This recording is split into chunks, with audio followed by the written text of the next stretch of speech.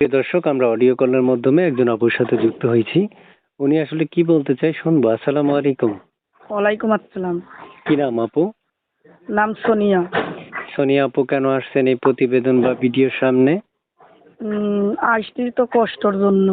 ভাই আছে, ভাবি আছে, দেখতে পারে না, মা বাপ কেউ নাই, বাসা বাড়িতে কাজ করি, দেখার মতন কেউ নাই।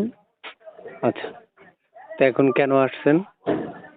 কষ্টের জন্যই তো আসছি। ভালো একজন মানুষ পেলি মনের মতন, তার সাথে বিয়া বসবো, সে আমার দায়িত্ব নেবে। তো আপনার বিয়ে হয়েছিল?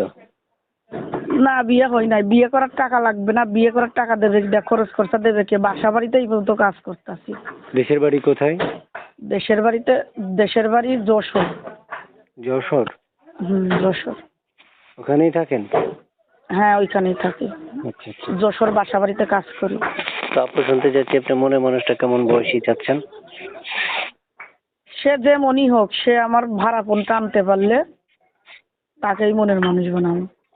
আচ্ছা, মানে সে যেমনই হোক, কোনো সমস্যা নেই? না না না, কোনো সমস্যা নেই। আচ্ছা আচ্ছা। প্রিয় দর্শক, শুনতে পেরেছেন আপনারা আপুর মুখের কথা। চাইলে আপুর সাথে যোগাযোগ করতে পারবেন স্ক্রিনে দেওয়া নাম্বার।